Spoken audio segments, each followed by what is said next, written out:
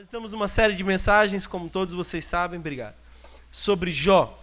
E tem sido uma bênção na minha vida, especialmente, ouvir um pouco mais de Deus e entender um pouco mais do Evangelho a partir do livro de Jó. Nós estamos encerrando hoje essa série de 3 mensagens. A primeira mensagem foi uma mensagem que nos desafiou bastante. A segunda mensagem nos fez pensar muito. Eu espero que Deus fale ao nosso coração nessa terceira e última mensagem da série. Mas antes de a gente iniciar a nossa reflexão de hoje, eu queria que você, se você se sente à vontade para isso, fechasse os seus olhos, tranquilizasse o seu coração e deixa, de fato, que Deus fale a você. Tenha um momento de oração onde você desacelera a sua mente e se prepara para ouvir a palavra de Deus. Obrigado, Senhor. Obrigado porque Tu é bom. Obrigado, Senhor, porque a Tua misericórdia dura para sempre. Obrigado, Senhor, porque através da história de Jó, nós entendemos um pouco mais do Teu Evangelho. Deus, eu não sei como as pessoas chegaram aqui nessa manhã, não faço a menor ideia do que elas têm vivido, passado. Mas nesse momento eu te peço, Senhor Jesus, Tu estejas trazendo ânimo, esperança, força e inspirando o nosso coração a partir desse texto sagrado, desse livro tão inspirador que é o livro de Jó. Fala conosco, Senhor. Usa-me, Pai, como um servo Teu, como um menino de recado, como alguém que ouviu a Tua voz e apenas está repassando o que ouviu. Que seja assim para a glória do Teu santo nome, Senhor. Amém. Amém.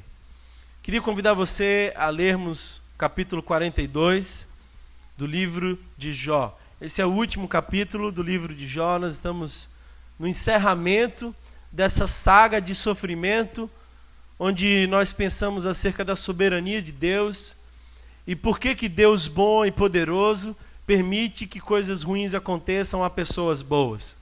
Talvez essa seja uma das perguntas centrais do livro de Jó. Porque Deus, sendo bom, permite que coisas ruins aconteçam a pessoas boas. E nós entendemos que a filosofia propõe apenas 2 alternativas. A primeira alternativa é: se Deus é totalmente bom e totalmente poderoso, por que sofremos? A conclusão que eles chegam é: ou Deus é totalmente bom, mas não é totalmente poderoso, por isso não impede o sofrimento. Ou Deus é totalmente poderoso, mas não é totalmente bom, por isso Ele consegue olhar para os seus filhos sofrendo, e filhos justos, bons filhos, e ainda assim não se compadecer. Nós entendemos que há uma terceira possibilidade, que é a possibilidade do Evangelho. A possibilidade do Evangelho, na perspectiva bíblica, nós entendemos que Deus é poderoso e bom. E embora seja poderoso e bom, permite que a gente possa experimentar o sofrimento, não sem propósito. O que eu quero dizer para vocês é que a Bíblia nos ensina de que Deus usa frequentemente até o próprio mal que nos acontece no dia a dia, como um instrumento para ministrar suas bênçãos em nós. Deus é tão poderoso e é tão bom, que Ele é capaz inclusive de transformar aquilo que nos acontece de ruim em bênção. Ele é capaz de transformar o pranto em festa. Ele é capaz de usar todas as feridas que nos provocaram para, de algum modo, forjar em nós um caráter de guerreiro. Deus tem os seus propósitos para todas as coisas. Nós vimos que há pelo menos 2 perspectivas lá fora de se enxergar o sofrimento. E o Evangelho nos propõe uma terceira perspectiva. A primeira perspectiva é aquela que olha para o sofrimento da seguinte forma, que eu chamo de a perspectiva religiosa. Ela olha para o sofrimento e diz assim: se eu estou sofrendo e Deus é justo, deve ser porque eu mereço o sofrimento, então eu preciso me consagrar mais, eu preciso ir mais à igreja, eu preciso dar mais o dízimo, eu preciso estar mais presente. E aí é uma tentativa religiosa de autocorreção, porque se Deus é bom e é justo, então, de alguma forma, eu sou o merecedor daquela dor. Essa é a perspectiva religiosa, e nós vemos isso de modo muito claro nos amigos de Jó. A segunda perspectiva é o que a gente chama de perspectiva secularizada ou relativista. É o que se diz por aí fora. Se eu estou sofrendo e eu sou uma pessoa boa, é porque Deus não existe. Porque se existisse, faria alguma coisa para colocar ordem nesse caos. Com toda certeza, faria alguma coisa em prol de ajudar os filhos que sofrem. Na terceira perspectiva, nós vemos que Deus está no seu trono, é soberano, mas soberanamente isso foge ao nosso controle e à nossa capacidade de entender. No exato momento que a gente sofre, Deus cumpre os seus decretos sobre nós, e até o sofrimento pode ser graça de Deus na nossa vida. E essa é uma profunda verdade. Então, quando a gente pensa na história de Jó, é preciso a gente entender algumas coisas. E se você não estava no início da série e não veio na semana passada, eu queria lembrar para você que Jó é um homem íntegro e temente a Deus, que foi vítima de uma ação intimidadora do diabo num diálogo com o Senhor, para que ele pudesse perder os seus bens, os seus filhos, a sua saúde e em seguida perder a sua própria fé. Então, esse é um diálogo que Deus tem com o diabo acerca de se é possível que de fato alguém adore a Deus sem receber os benefícios de ser um adorador. A segunda coisa que a gente precisa pensar sobre o livro de Jó é de que ele é um homem, além de todas as perdas e de toda a dor que ele sentiu, ele sofre porque as pessoas que deveriam apoiá-lo não o apoiam. Por exemplo, a esposa de Jó olha para ele em determinado momento e diz assim: eu vou te dar um conselho, Jó, morre, se mata, porque a tua vida não tem sentido, então a tua morte é melhor do que a tua vida. E se não bastasse uma esposa tão companheira como essa, Jó ainda sofre a companhia dos teus 3 amigos, e no final a gente descobre que tinha mais um ouvindo toda a conversa.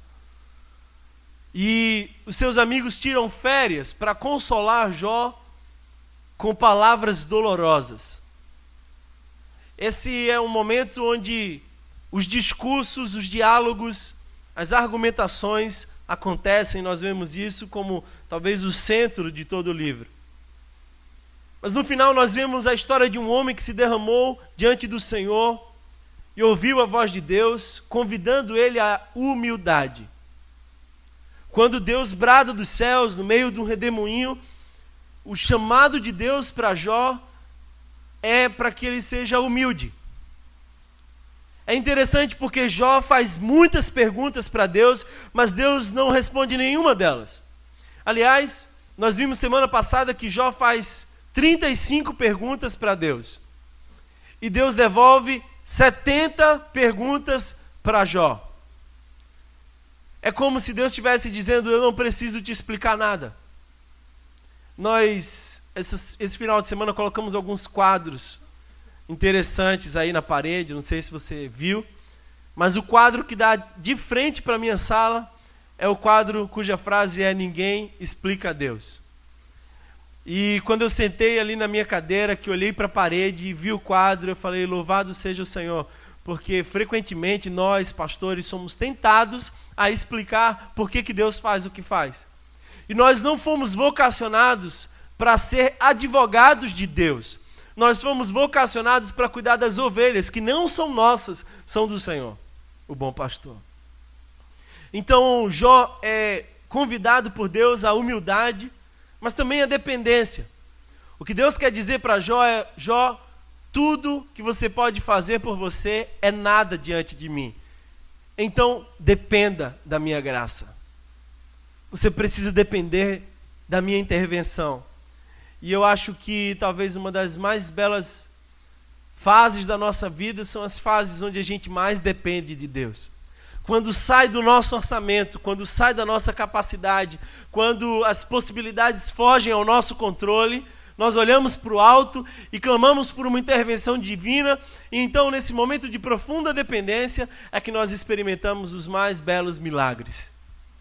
Os momentos mais difíceis da minha vida foram os momentos onde Deus mais falou ao meu coração.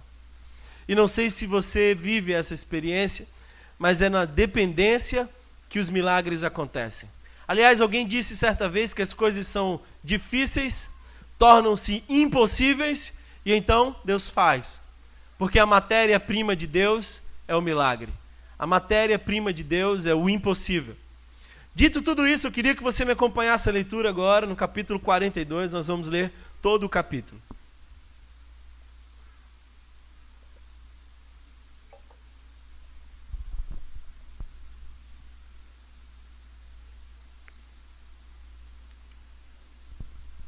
Então Jó respondeu ao Senhor: sei que podes fazer todas as coisas. Nenhum dos teus planos pode ser frustrado. Tu perguntaste: quem é esse que obscurece o meu conselho sem conhecimento? Certo é que falei das coisas que eu não entendia, coisas tão maravilhosas que eu não podia saber. Tu disseste: agora escute, e eu falarei. Vou fazer-lhe perguntas, e você me responderá. Meus ouvidos já tinham ouvido ao teu respeito, mas agora os meus olhos te veem. Por isso menosprezo a mim mesmo e me arrependo no pó e na cinza. Depois que o Senhor disse essas palavras a Jó, disse também a Elifaz de Temã, um dos amigos de Jó: estou indignado com você e com os seus 2 amigos, pois vocês não falaram o que é certo ao meu respeito, como fez meu servo Jó. Vão agora até o meu servo Jó, levem 7 novilhos e 7 carneiros, e com eles apresentem holocaustos em favor de vocês mesmos. Meu servo Jó orará por vocês. Eu aceitarei a oração dele, e não farei com vocês o que vocês merecem, pela loucura que cometeram. Vocês não falaram o que é certo a meu respeito, como fez meu servo Jó. Então Elifaz de Temã, Bildade de Suã e Zofar de Naamate fizeram o que o Senhor lhe ordenara. E o Senhor aceitou a oração de Jó. Depois que Jó orou pelos seus amigos, o Senhor o tornou novamente próspero e lhe deu em dobro tudo o que tinha. Todos os seus irmãos e irmãs e todos os que haviam conhecido anteriormente vieram comer com ele em sua casa. Então o consolaram e confortaram por todas as tribulações que o Senhor tinha trazido sobre ele. E cada um lhe deu uma peça de prata e um anel de ouro. O Senhor abençoou o final da vida de Jó mais do que o início. Ele teve 14.000 ovelhas, 7.000 camelos, 1.000 juntas de boi e 1.000 jumentos. Também teve ainda 7 filhos e 3 filhas. A primeira filha deu o nome de Gemima, a segunda de Késia e a terceira de Querem Apuque. Esse é um bom nome para você colocar na sua filha. Em parte alguma daquela terra havia mulheres tão bonitas como as filhas de Jó. E seu pai lhes deu herança junto com os seus irmãos. Depois disso, Jó viveu 140 anos, viu seus filhos e os descendentes deles até a 4ª geração. E então morreu em idade muito, muito avançada. Sabe, irmãos, quando a gente conta uma história, o ápice da história é o final. Aliás, eu acho que há sempre no inconsciente coletivo de todo ser que produz arte, mais ou menos o mesmo arquétipo de linearidade de uma história.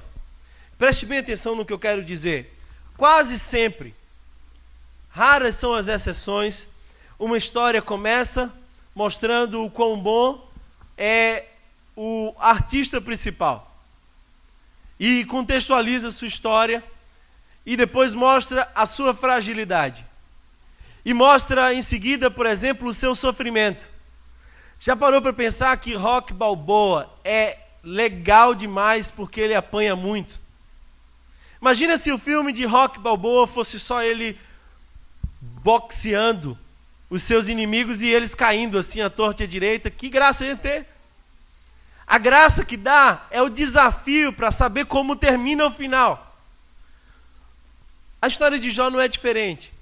E embora, na minha opinião, seja uma história verídica, situada num contexto histórico e cultural, e nós vemos características interessantes no início, no capítulo 1, sobre a veracidade da história de Jó, Jó também foi escrito como poesia.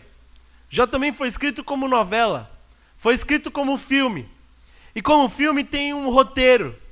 E o roteiro é, primeiro, a integridade e a bondade de Jó. Depois, o sofrimento de Jó. Mas o final é a redenção. É o ápice da história. É quando, de fato, o artista principal é honrado diante de toda aquela situação. Na história de Jó, o ápice da história, na verdade, não é o que aconteceu com Jó. Não é quem Jó era. Não é o que disseram para Jó ou a respeito de Jó. Eu ousaria dizer, inclusive, que o ápice da história não é quando Deus brada do meio de um redemoinho, embora isso mude completamente o destino da história. Na minha opinião, o ápice da história são as conclusões que Jó tira do seu sofrimento. São as respostas que Jó dá diante da fala de Deus. Na minha opinião, o ápice da história é quando, de fato, Jó, embora não tendo sido ainda transformada a sua história, ele olha para toda a circunstância e conclui. Tudo isso que nós lemos na primeira parte do capítulo 42, acerca das declarações de Jó, são declarações em meio ao sofrimento. É importante que se saiba que Jó não havia sido curado. É importante que se saiba que quando Jó declarou o que fez e o que falou, a história de Jó ainda não tinha mudado. Muito provavelmente os amigos de Jó ainda o cercavam. Muito provavelmente o cheiro mau do seu corpo ainda exalava. Muito provavelmente as lágrimas ainda escorriam do seu rosto. Mas as conclusões são totalmente diferentes do que concluiria eu e você vivendo as mesmas situações. E eu queria falar sobre as conclusões de Jó acerca do sofrimento, do seu sofrimento. E dizer que há pelo menos 5 conclusões que me chamam a atenção e que podem ministrar o seu coração nessa manhã. A primeira conclusão é quando nós vemos no início do capítulo 42 que Jó fala em resposta a Deus. E aqui há algo implícito maravilhoso. Deixe-me dizer algo para você, preste bastante atenção. Quando Jó fala no meio do sofrimento a Deus, ele implicitamente diz: eu sei que tu estás aí, no meio da minha dor.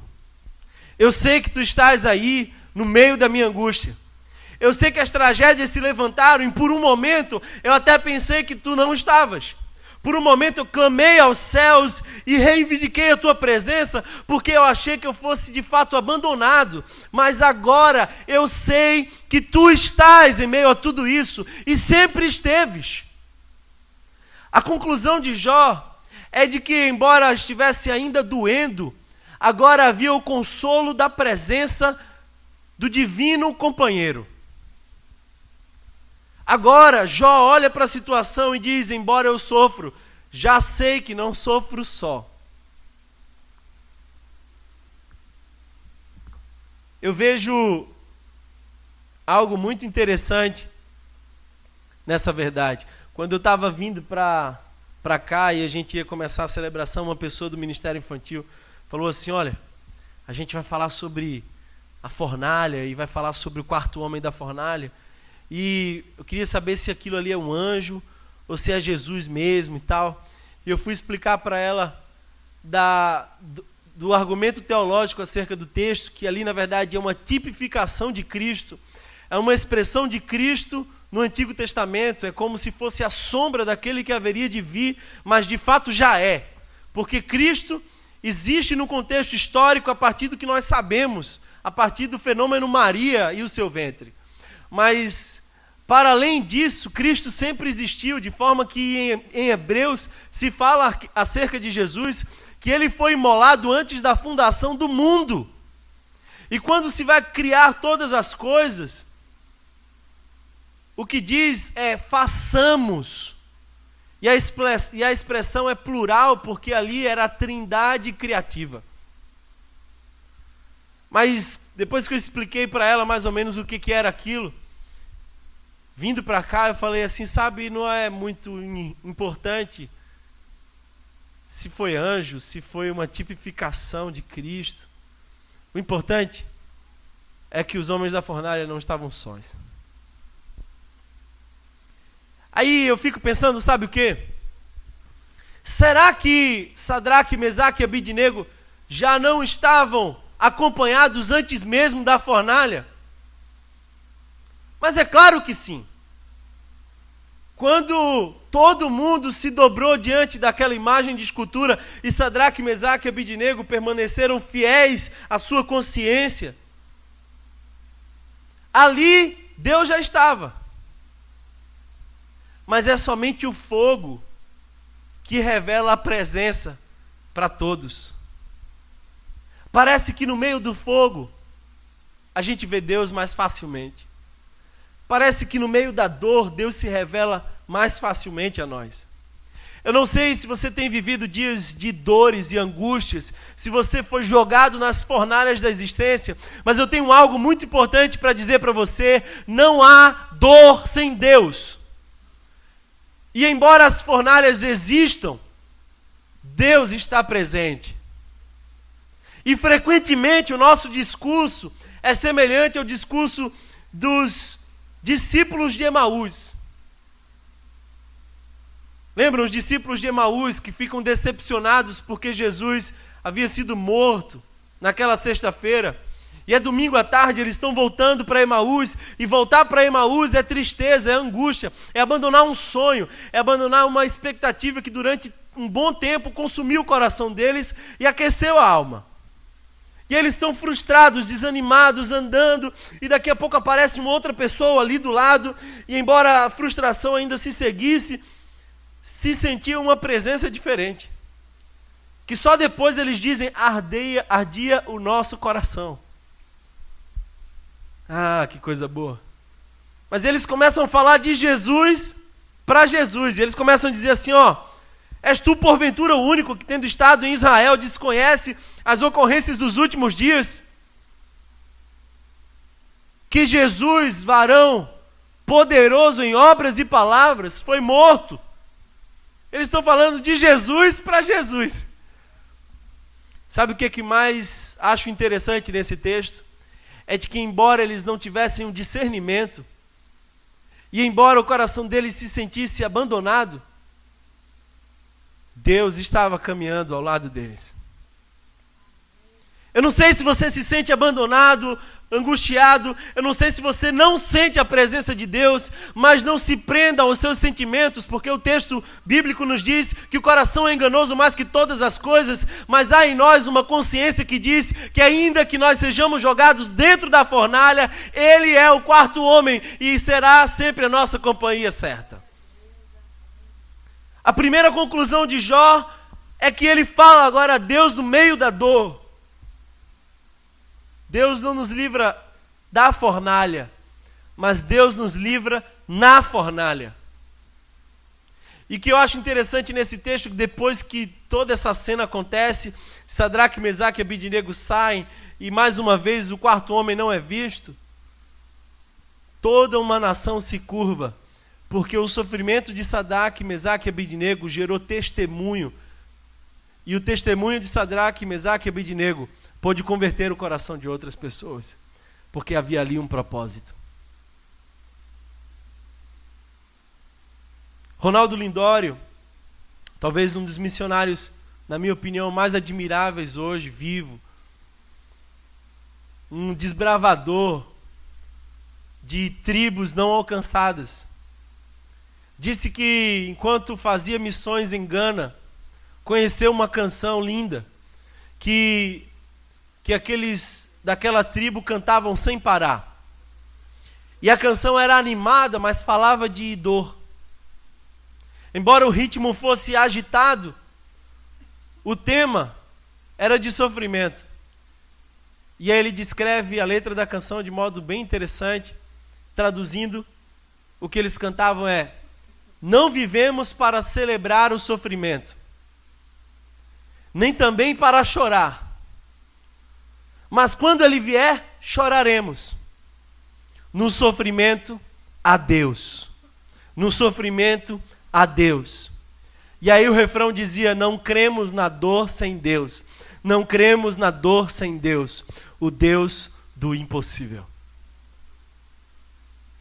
Agora imagina você, no meio da sua dor, da sua angústia. Olha para os céus, no meio da fornalha. Nada mudou. O cenário ainda é o mesmo. O diagnóstico ainda é o mesmo. A cura não chegou. A sua conta não saiu do vermelho. Mas você começa a celebrar uma canção que diz: não vivemos para celebrar o sofrimento, nem para chorar, mas se a dor chegar, nós choraremos, porque nós cremos que não há dor sem Deus. O Deus do impossível. A segunda lição que Jó aprende em meio ao sofrimento que ele passa é de que, embora tudo estivesse um caos, Deus estava no controle. E ele diz isso: sei que podes fazer todas as coisas, e nenhum dos teus planos pode ser frustrado. Às vezes eu encontro irmãos tão ansiosos, e frequentemente eu encontro a minha alma tão ansiosa, que eu só posso concluir o seguinte: a gente esqueceu qual é o Deus que nós servimos. Sabe por quê? Porque o texto bíblico nos diz que todos os fios da minha cabeça estão contados. E fazer isso na cabeça de Fúvio, até eu faço. Mas imagina só na cabeça de um cabeludo gigante, Black Power. A Bíblia diz que todos os cabelos da nossa cabeça estão contados. Essa é uma expressão para dizer: Ele sabe de todas as coisas. A Bíblia diz, inclusive, de que não há uma folha da árvore que cai sem o consentimento e a permissão de Deus. Agora, se nós servimos a um Deus tão poderoso, que controla todas as coisas, que está no comando do universo, por que a gente anda tão ansioso? Sabe, eu defino a ansiedade da seguinte forma: ansiedade é a angústia da desconfiança. Quando a ansiedade toma conta do nosso coração, é como se de alguma forma a gente estivesse olhando para os céus e dizendo: eu estou achando, Deus, que você não vai dar conta. Eu estou achando que você não tem capacidade de abrir essa porta. Eu estou achando, Deus, que de fato você não está no controle das coisas. Jó, em meio à mais profunda dor, afirma: tu estás no controle de tudo e nenhum dos teus planos pode ser frustrado. Deixa-me dizer algo para vocês.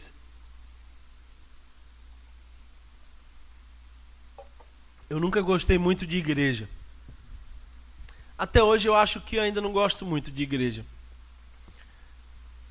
Não dessas igrejas que a gente vê por aí. Mas eu nasci numa família cristã. E ir para a igreja não era opcional. E eu louvo a Deus por isso, porque se fosse opcional na minha casa eu ir para a igreja, muito do que eu sei hoje eu não saberia. Então Samuel não tem escolhas. O fato é que meu pai passou uma época ajudando numa congregação que não tinha liderança.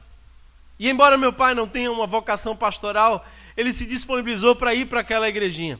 O problema é que aquela igrejinha tinha o grande público de 6 velhinhas.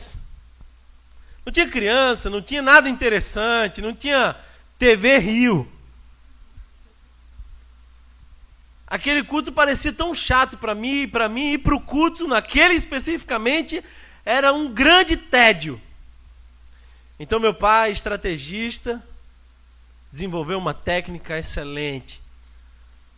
Ele falava para mim assim: olha, vamos para o culto. Eu falava: não. Aí ele retrucava: você volta dirigindo. Aí eu, opa. Eu tinha 6 anos de idade. admirava conduzir um carro, né? Então a grande estratégia dele era: você volta dirigindo. E eu sentia que todo o poder estava comigo. Caramba, agora eu volto dirigindo. E eu lembro que quando eu chegava na igreja, eu pegava até a chave do carro, como quem diz assim: não esqueça de mim não. Então, quando acabava a cerimônia, ele me botava no colo, eu segurava aquele volante muito maior do que o que as minhas mãos podiam dar conta, e começava a fazer o trajeto de volta para casa. E deixe-me dizer algo para vocês: eu fui muito competente todo esse tempo, porque nunca aconteceu nenhum acidente. E olha que eu passei por situações muito difíceis. Vinha um carro, assim, passavam bem próximos de mim. Eu fazia curvas. Eu ligava a seta. Um dia eu estava muito angustiado, muito angustiado, clamando a Deus, e aí Deus me fez lembrar dessa experiência. E Ele falou: meu filho, por que você está nervoso? Sabe, da mesma forma que você achava que estava no controle, mas não estava, porque era o teu pai que estava conduzindo aquele carro. Você está com o volante da existência nas suas mãos, mas de fato o controle está comigo. E creia, por mais que você se desespere, eu cuido de tudo. Eu sou o teu bom pai. E aí o que a gente faz depois que Deus fala isso? Só chora, né? Você está achando que o controle da sua vida está na sua mão? Que o volante da sua existência segue no seu controle? Deus é quem conduz todas as coisas. E a conclusão de Jó, mesmo em meio à dor, ao sofrimento, é: bem sei que tudo podes, e nenhum dos teus planos pode ser frustrado. Tu governa todas as coisas, tu és soberano. Tu és soberano.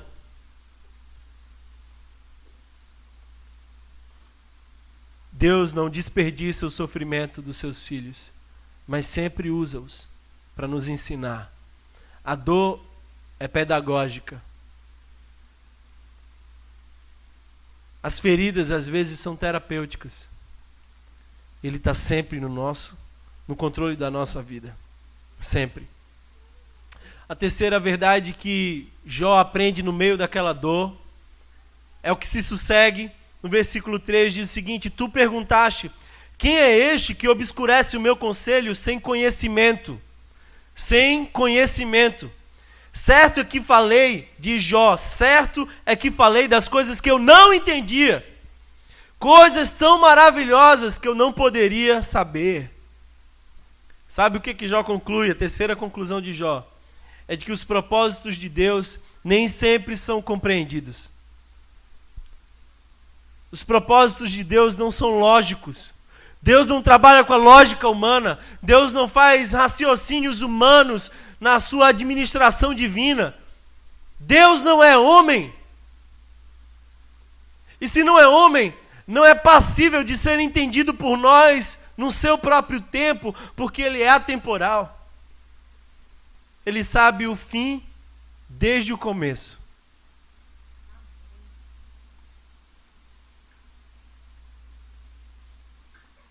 Sabe, eu estava ontem indo para o acampamento e tinha um irmão da nossa igreja junto comigo.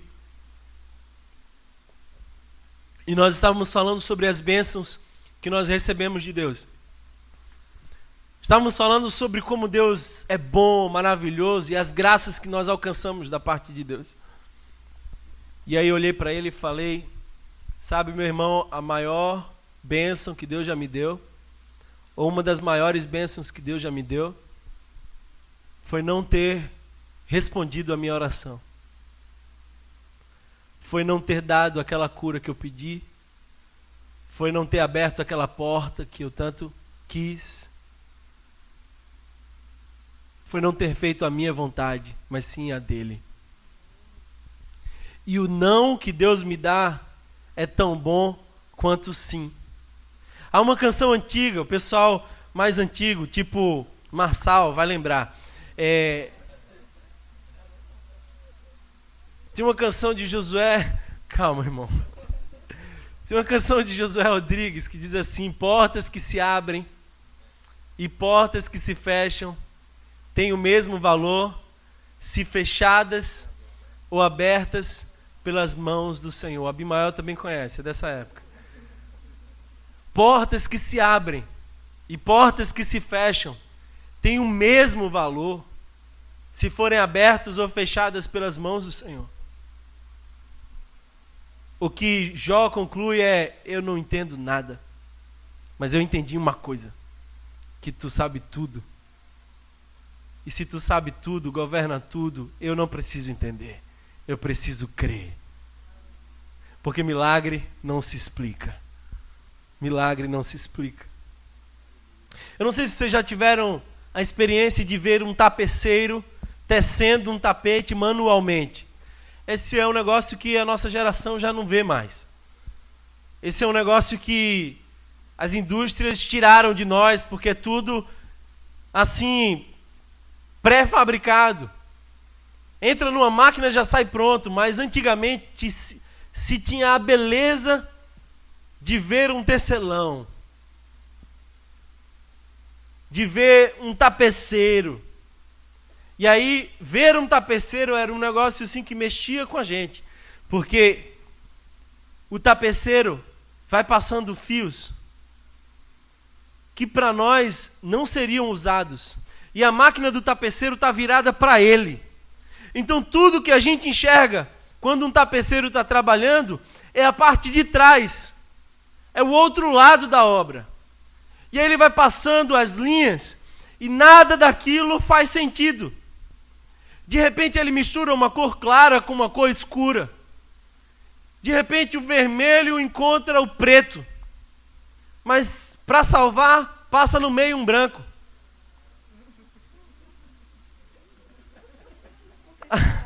Alguns não entenderam a piada. O fato é que a gente não entende. A gente não entende quando o tapeceiro trabalha. Porque a gente está vendo a obra do avesso.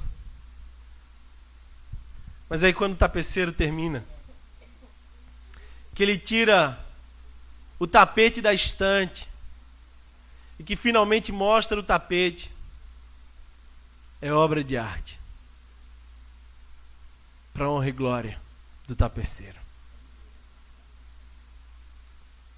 A nossa vida é obra de arte que nós só conseguimos enxergar por um lado. A gente não está olhando pelo lado do tapeceiro, a gente está olhando pelo avesso. Mas um dia, a Bíblia diz que nós veremos o Senhor face a face como Ele é. E eu acho que esse encontro vai mudar tudo. E olhando debaixo da terra, olhando nessa perspectiva terrena daqui de baixo, a gente olha para cima e só enxerga o avesso. Mas um dia Deus vai tirar a gente da condição terrena e leva a gente para a condição celestial. E a gente vai olhar não mais agora de baixo para cima, mas de cima para baixo, que é o ângulo do tapeceiro. E quando a gente olha tudo do ângulo do tapeceiro, tudo faz sentido. E aí as cores pretas agora fazem sentido. Não esqueça, Ele está no controle de todas as coisas. A quarta conclusão de Jó, em meio ao sofrimento, é de que Deus pode usar a dor para nos levar a um conhecimento mais profundo dele. E talvez, acerca da história de Jó, se possa dizer que esse é o grande benefício. Porque Jó diz assim: antes eu te conhecia de ouvir falar, mas agora os meus olhos te veem. Agora, quando eu leio isso, eu não sei se você entra em crise, mas eu entro em crise. Eu vou explicar qual que é a crise desse texto. É que se a gente lê esse texto, a expressão de Jó, e a gente lê o texto que descreve Jó no primeiro capítulo, não bate, não fecha a conta. Porque imagina só, quando eu falo alguma coisa acerca de alguém, é a minha opinião sobre uma pessoa. Quando você fala alguma coisa sobre mim, é a sua opinião sobre mim. Você não tem a verdade a meu respeito. Mas quando Deus fala sobre nós, Ele não emite uma opinião. Deus emite um diagnóstico. Quando Deus fala sobre Jó, Deus estava dizendo exatamente o que Jó era. E ele começa descrevendo: é homem íntegro, é homem justo, é homem que se desvia do mal, é homem temente a Deus.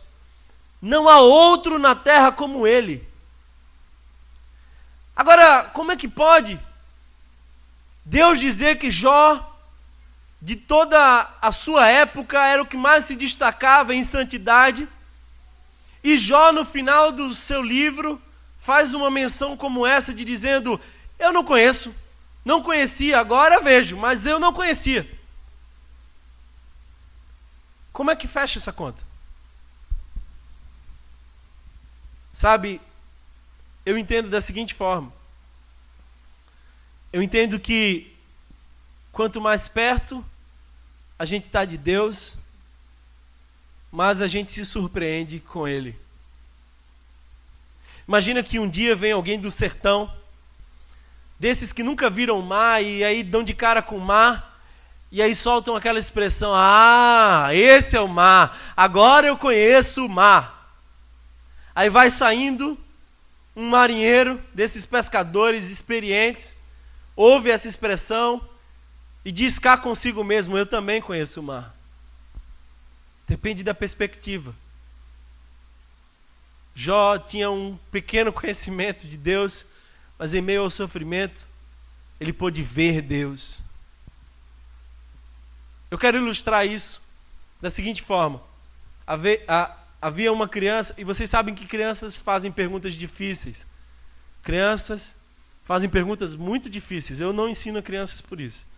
Jamais me atreverei a entrar no ministério infantil, porque criança faz pergunta difícil. Filósofo faz pergunta fácil. A criança olha para o pai e fala assim: pai, de que tamanho é Deus? Qual é o tamanho de Deus? E aí o pai, com toda certeza, calou naquele momento, não tinha respostas, passou um tempo, e aí o pai viu um avião cruzando o céu, e aí olhou para a criança e falou assim: de que tamanho é aquele avião? Aí a criança responde: ah, papai, aquele avião é muito pequeno. Pequenininho, muito pequeno. Ele estava no carro, ele fez o retorno, foi direto para o aeroporto, parou bem na frente daquele jumbo de 400 lugares e fez a mesma pergunta para a criança, dizendo assim: meu filho, qual o tamanho desse avião? Ah, papai, é grande, muito grande. E aí o pai responde: é dessa mesma forma que nós podemos entender o tamanho de Deus. Quanto mais perto a gente está de Deus, mais a gente reconhece o quão grande Ele é. Mais a gente enxerga a grandeza de Deus. Mais a gente percebe que Ele é para além de todas as coisas. Intimidade. Intimidade. O sofrimento gerou intimidade. Hoje eu estou meio Forrest Gump, contando altas histórias, né?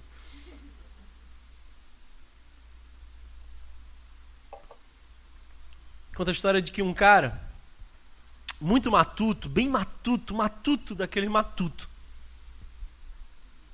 brabo,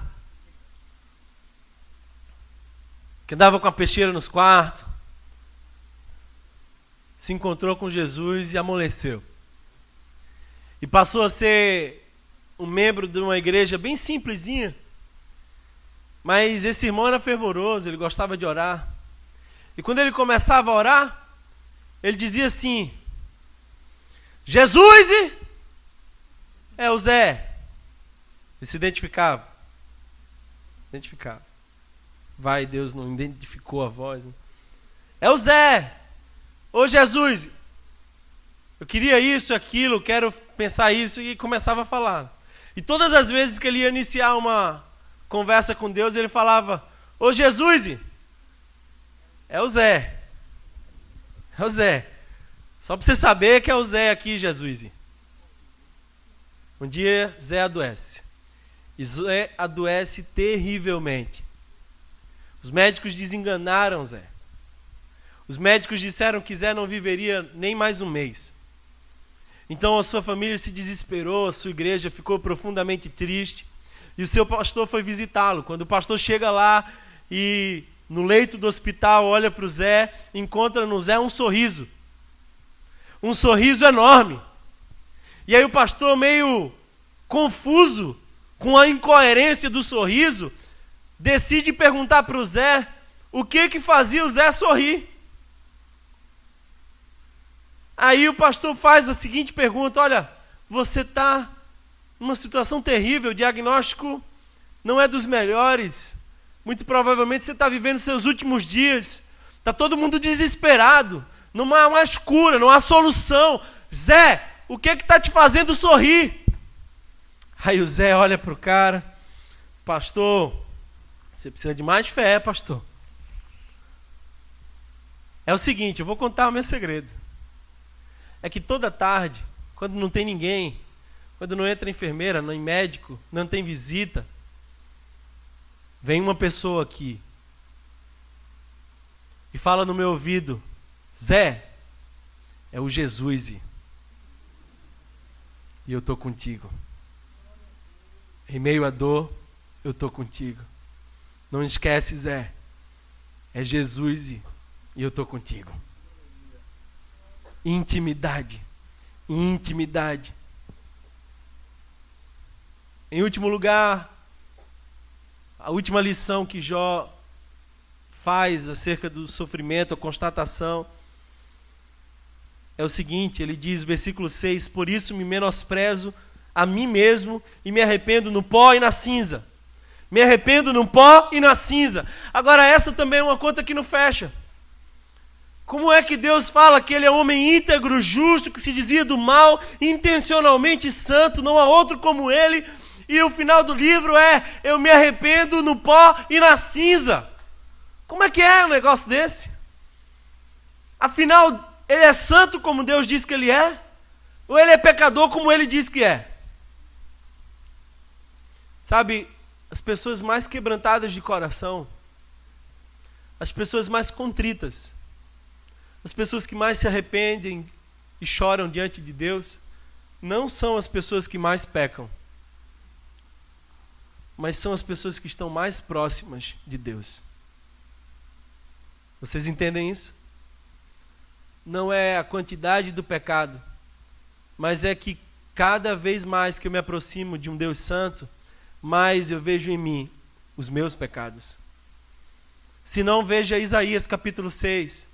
Se você vê Isaías até o capítulo 5, é Isaías dizendo para os outros: ai de vocês idólatras, ai de vocês bebedores de vinho, ai de vocês prostitutas. E ele começa a distribuir ais para tudo que é lado, mas no capítulo 6, ele dá de cara com a presença do santo, do santo, do santo. Os querubins cantavam e clamavam a santidade de Deus. E aí quando ele dá de cara com Deus santo, o que é que ele diz? Ai de mim, porque quando a gente volta os olhos para Deus, a gente acaba enxergando quem nós somos. Quanto mais perto a gente está de Deus, mais quebrantado e arrependido de nossos pecados nós estamos. Vocês bem sabem que depois dessas constatações, Deus mudou a sorte de Jó. E muda a sorte de Jó, começa fazendo isso, chamando os amigos de Jó e dizendo: olha, vocês estavam errados. Quem estava certo era Jó.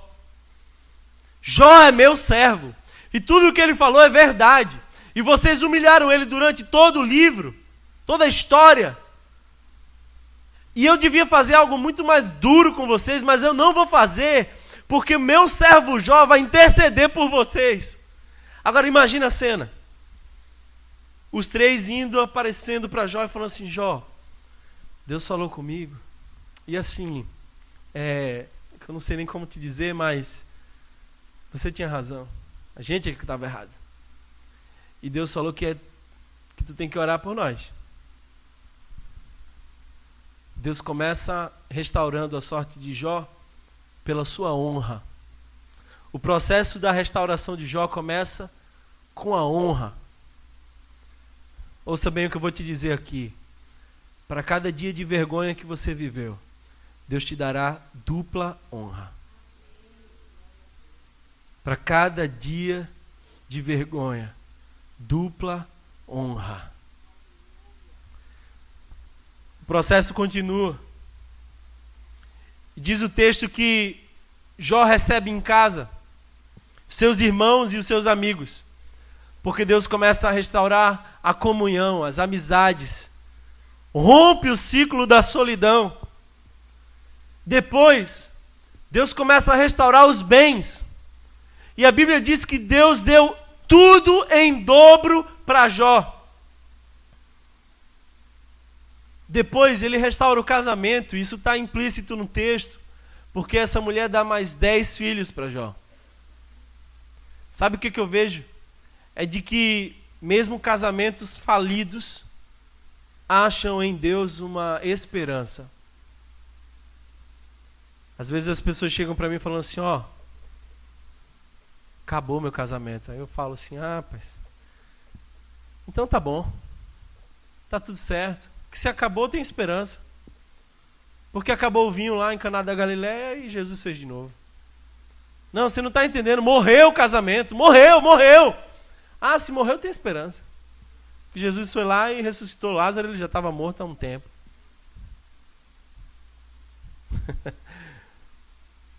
Para Deus sempre há esperança. Por último, Deus restaura os filhos de Jó. Agora há um enigma interessante aqui. Eu queria concluir com ele. Jó tinha 10 filhos, sendo esses 7 homens e 3 mulheres. A Bíblia diz que Deus deu tudo em dobro para Jó. Mas diz que ele recebeu novos 7 filhos e 3 filhas. Onde está o dobro de Deus aí? Por que Deus não deu 20 filhos para Jó? Se ele tinha perdido 10, se morreram 10 e Deus estava dando tudo em dobro, por que agora Jó não é pai de 20 filhos? Onde está o dobro de Deus? Sabe, irmãos, é porque carro a gente perde, casa a gente perde, dinheiro a gente perde. A gente perde o que a gente consegue guardar, mas filho a gente não perde. Os filhos de Jó estavam vivos numa outra dimensão. Moravam na mansão celeste. 10 lá em cima, com 10 aqui na terra. Esse é o perfeito dobro de Deus. Amém? Eu queria que você fechasse os seus olhos agora. A gente está terminando a nossa reunião, mas eu queria ministrar a sua vida. Deus ainda restaurou a saúde de Jó, dando a ele 140 anos de vida. E ele enxerga a sua 3ª e 4ª geração. Eu não sei se você está vivendo uma experiência de dor. Eu não sei se você está vivendo uma experiência de angústia, de sofrimento. Não sei se as linhas da sua vida já não fazem mais sentido. Não sei se tudo ficou confuso para você e a tragédia alcançou a sua história, como foi com a história de Jó. Mas eu quero dizer algo para você. O tapeceiro ainda está trabalhando em sua obra. E no final de tudo, tudo fará sentido. O que você está vendo é o avesso do tapete. Você está vendo pelo ângulo contrário ao ângulo de Deus. Você não consegue enxergar lógica, porque Ele é o tapeceiro e você é a obra-prima.